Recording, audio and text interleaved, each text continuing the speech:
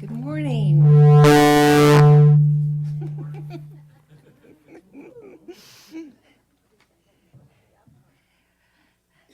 Today is the testing. Good. Okay.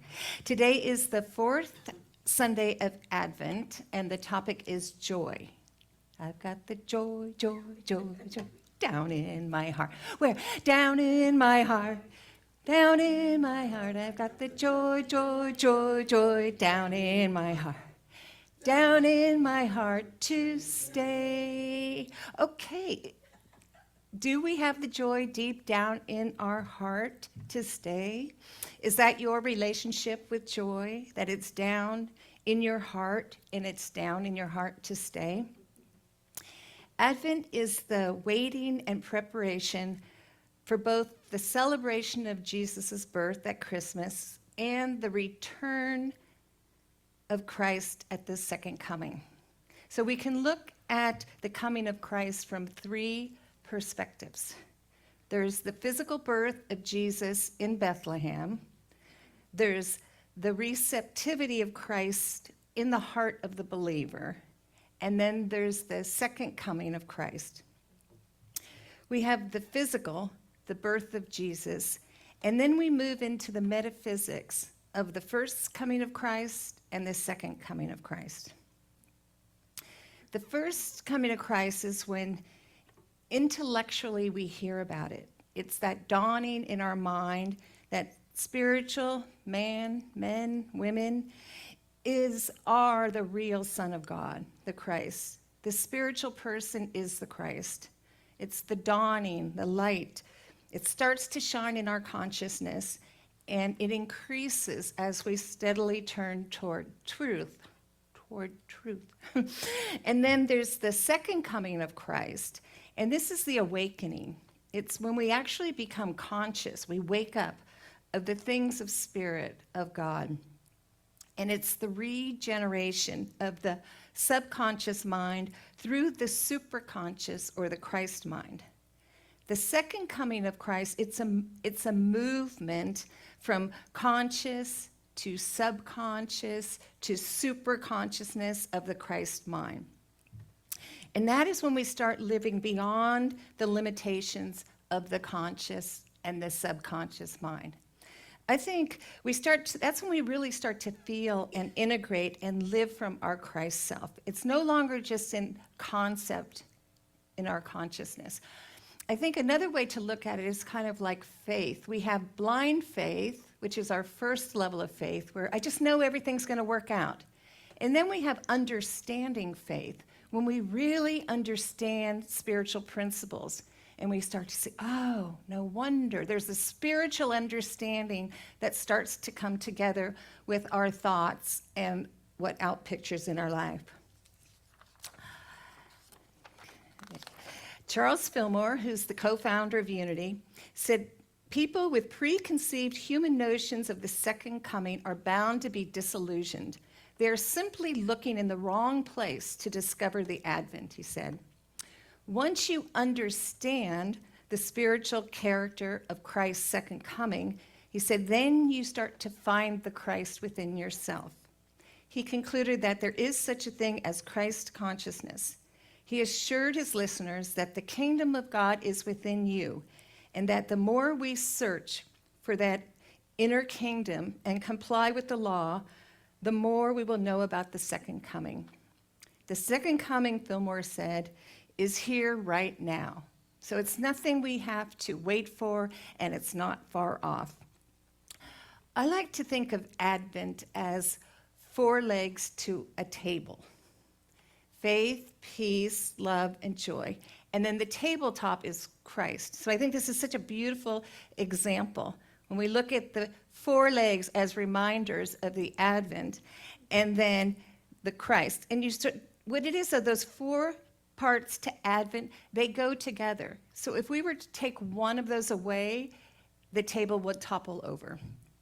So I don't think you're ever going to, if you start thinking about this, what I've noticed since yesterday I was working on this talk, Then you cannot see a table without thinking of Christ. So I think it's kind of cool. But the table is a reminder for us to live from our Christ consciousness, our God consciousness, our spirit consciousness, our divine consciousness. Because when we look at a table, we're reminded of the truth of our being, of what we are. And you could feel those 4 pillars when you look at the feet of a table. And just know that that's the truth that lives within you. Peace, love, joy, and faith. And that they go together. You can't have faith without peace. You can't have joy without love. You can't have peace without joy or love without faith. The makeup of Christ is what you are. You can never be less than whole. You are faith, you are peace, you are love, you are joy. So what does that mean? I am faith, I am peace. You want to identify what those words mean to you. And as you continue to evolve in your consciousness, you're going to notice that they mean different things to you.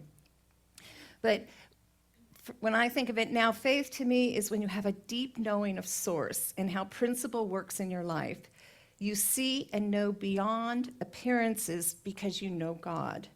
You have an intimate understanding of what you are and what God is. That's when you start to feel that faith. And then peace is what you experience when you know you are loved, held and guided by source. It makes no sense to worldly consciousness. It's beyond worldly understanding. And love is allowing yourself to love as deeply as you want, regardless of the conditions. It's not withholding the love that you are. To be the love that you are is to share it and give it and not withhold it.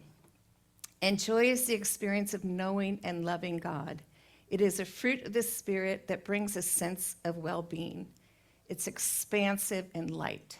So I encourage you to really define your own aspects of the Christ and what they mean to you personally. So today we're going to talk about joy, the 4th leg of the table. Charles Fillmore, in his revealing word, defined joy as the happiness of God expressed through his perfect idea, man, woman. Joy and gladness are strength-giving, especially if the mind is fixed on things of the Spirit. Ephesians 6:10 says, "Be strong in the Lord and in his mighty power. Put on the full armor of God so that you can take your stand against the devil's schemes." So metaphysically, what that means is we need to stand in truth and allow the Christ I am to be your ruling consciousness. I am faith, peace, love, and joy. Remember we talk about that? When we're in the vertical, we're in our Christ consciousness. And when we're living from the horizontal, we're not in our Christ consciousness. The devil's schemes are in the horizontal. And that's when we are telling ourselves, I'm afraid, I'm sinful, I'm selfish, I'm hopeless, I'm powerless, I'm weak. That cannot be the truth of what we are. And faith is strength-giving, peace is strength-giving, love is strength-giving, joy is strength-giving. I am strong in the Lord. Diminishing thoughts have no power over me. I have dominion over my thoughts. I am the gatekeeper of my good because I know the consciousness in which I live. So you really want to, when you're looking at those 4 pillars, is really feel that strength.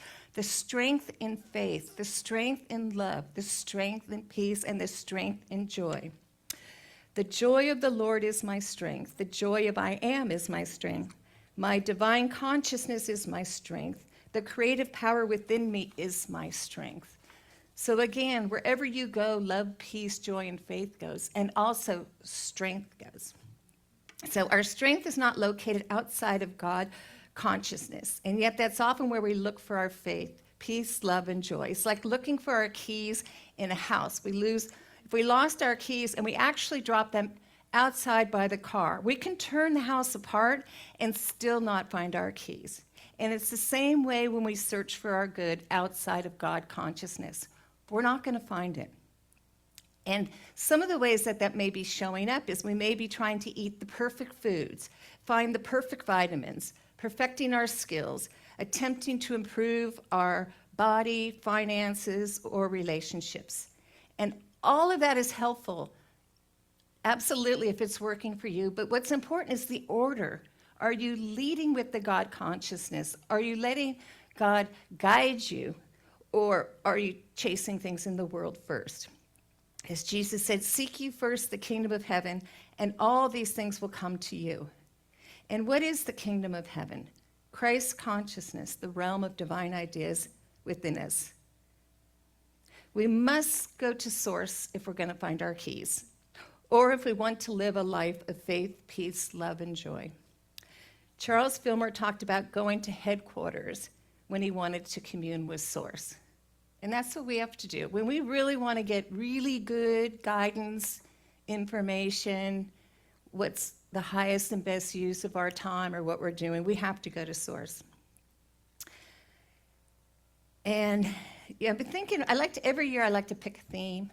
I don't know how long it lasts, but at least at the beginning of the year. So I've been thinking about the new year, and this theme, what I want to focus on, the words that popped up are simple, easy, and joyful. Just kind of light. So I told myself, I am done with the heavy lifting in my life. I've done the heavy lifting. But it's interesting because I thought the heavy lifting was done on the physical plane. Raise the kids, juggle the finances, the career. But now I'm starting to see it differently. The lifting was heavy because I was mostly doing it myself. That personal will again. I would jump into action before listening. I would be willful. I would react to circumstances. I would attempt to do more and have more that was really more than what was mine to do and to have. That, I kind of got over my skis. And when you get over your skis, you tend to fall. So when I first started thinking that, I've done the heavy lifting, like now life's going to be so much easier. But then I thought, if I were to go back in time, 20s, 30s, and if I had the consciousness I had today, my life wouldn't be that heavy. That lifting would not have been that heavy. So I think it's just a good reminder from this day forward, yes, we've all done the heavy lifting, but the heavy lifting was done in consciousness, and we don't have to carry that forward. The second coming of Christ is here now, and it's a process. If we were living 100% as the Christ right now, we'd probably all ascend and be gone. There'd be no need for us to be here anymore. So the Christ is here and living on the physical plane. We're always in the process of catching up to our good. Like our good is awaiting us, but with our consciousness, we have to release and let go of all the false and everything that we've added so that we can actually claim our good. It's not that anybody or anything is withholding from us. It's just that it's a process of us on that journey, us on our spiritual journey. We're still learning, we're still evolving, and that journey can be peaceful, loving, joyful, and faith-filled when we have the understanding of our divine nature, when we're not fighting against ourselves, when we're not living in a consciousness of shoulds.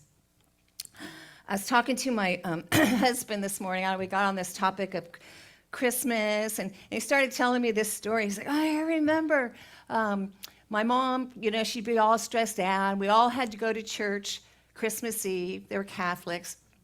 And it's like, everybody was uptight, and we'd get there, and we'd be, all the whatever Catholic rituals and everything you go through, and it'd be like torture sitting through that.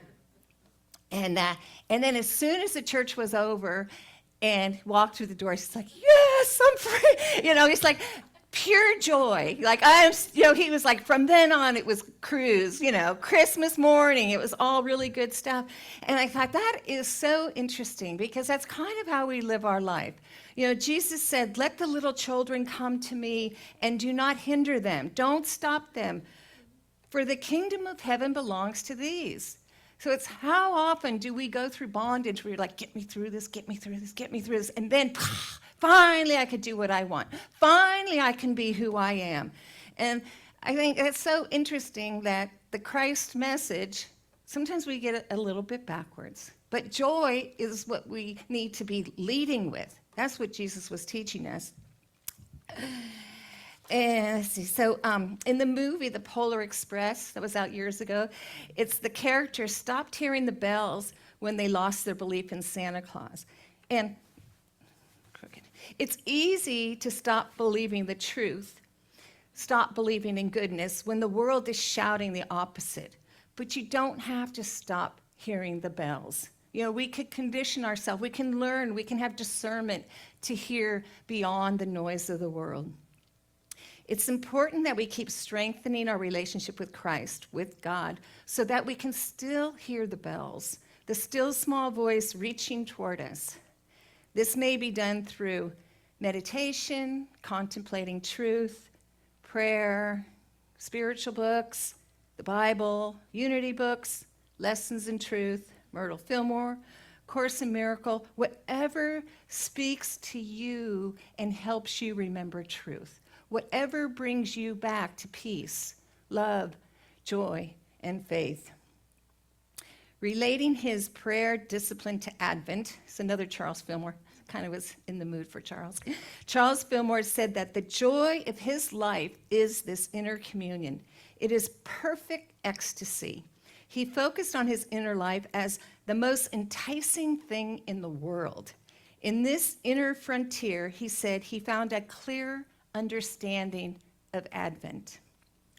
Advent is the arrival of the Christ consciousness, first intellectually and then with deep spiritual understanding. Before we can be messengers of joy, it's important that we allow ourselves to be filled with joy. We can't give something that we don't have. So what blocks or robs your experience of joy? Why do we put a limit on joy? Is it our conditioning? You know, the other shoe's going to drop. Watch out. Be careful. You know, very cautious. I'm in an investing group, and this leader was talking about pessimism and optimism in investing. And he said, pessimists often appear smarter and more intellectual. However, the optimists make more money. I love that. So it's, because optimists can spot and move into openings and opportunities. And we tend to believe we can protect ourselves by being negative. That somehow, if we can locate and identify all the pitfalls, that somehow we're going to be safe.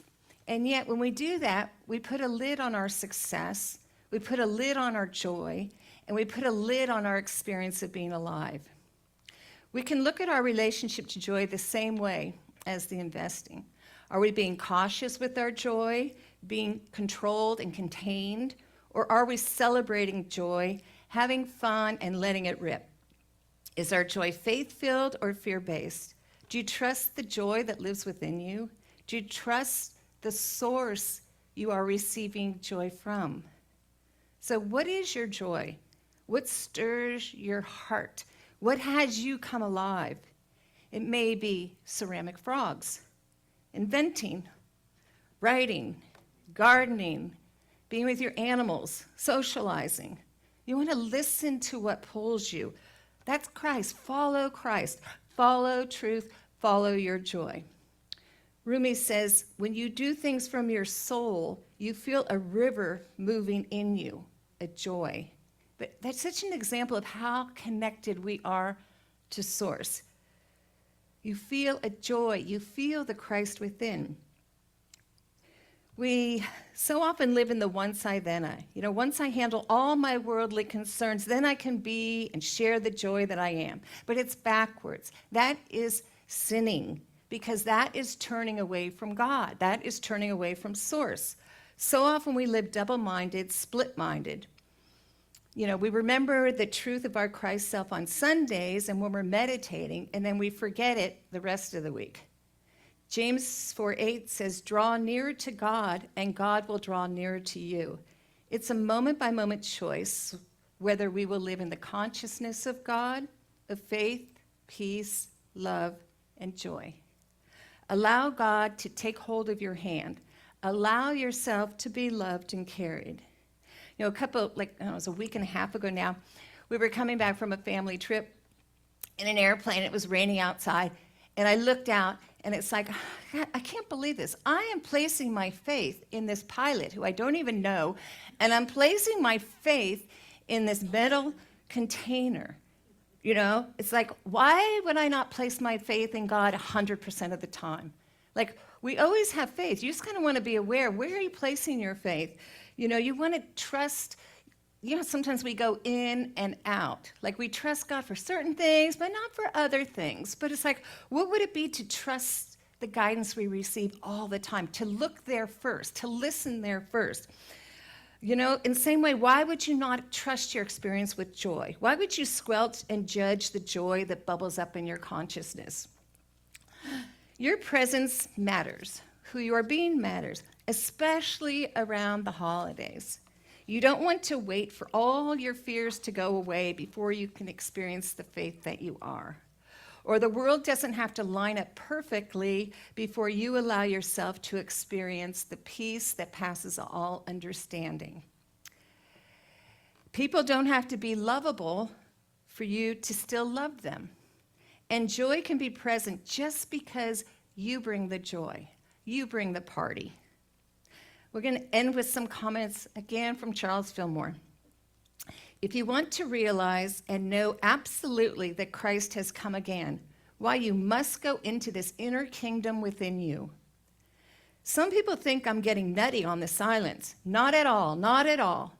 You apply it and you will see. A lady said to me the other day, "Where did you get that cold cream you use on your face?" I said, "It comes from within. I am getting healthier and healthier every day in every way, and it comes from communing with this inner life. That is a fact.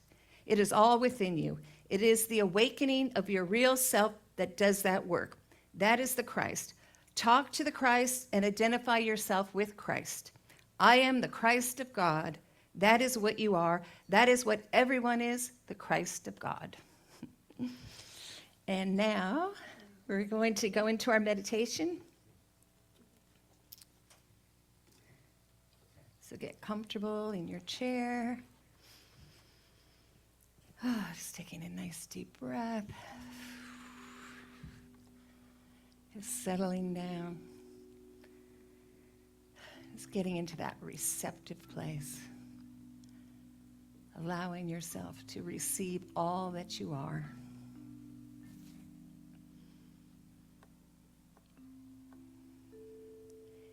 Knowing that true and lasting joy arises from the Christ within you.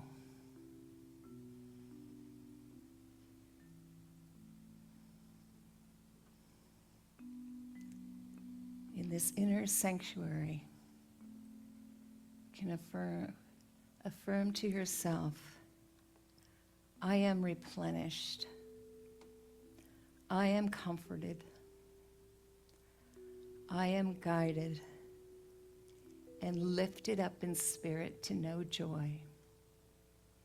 I do know joy. I recognize joy. I recognize the joy that lives within me. I am joy. Wherever I go, joy goes.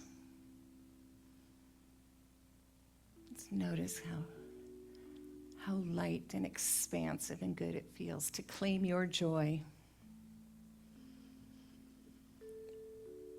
Old thoughts and old conditions are as waters that have passed away. In Christ, I am conscious of new life, new strength, and new health.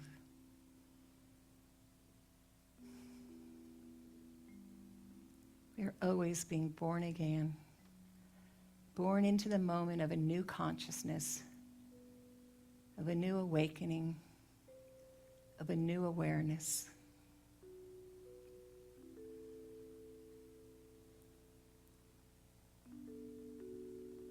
As we release the old conditions, the old thoughts, so that we're present and available for what it is that wants to be lived and expressed through us right now,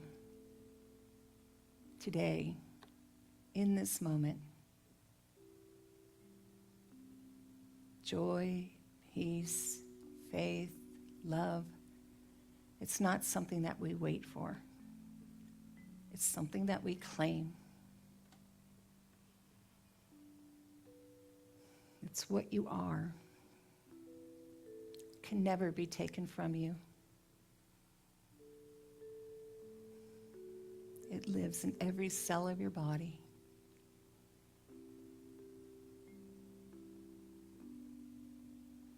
And now as we take a moment in silence, just breathe into all that you are. Notice how good that feels to not withhold, to not pretend, to be all that you are.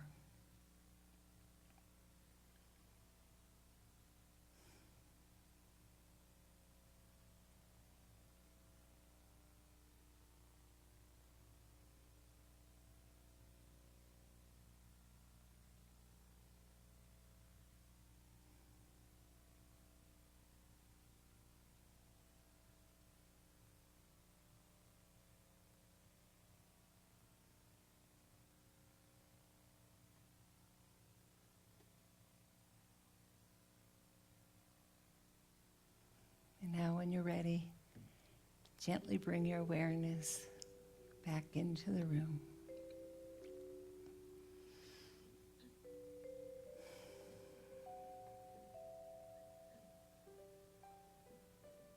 And we thank God. We thank God for the blessing that we are, that each one of us is. So it is. Amen.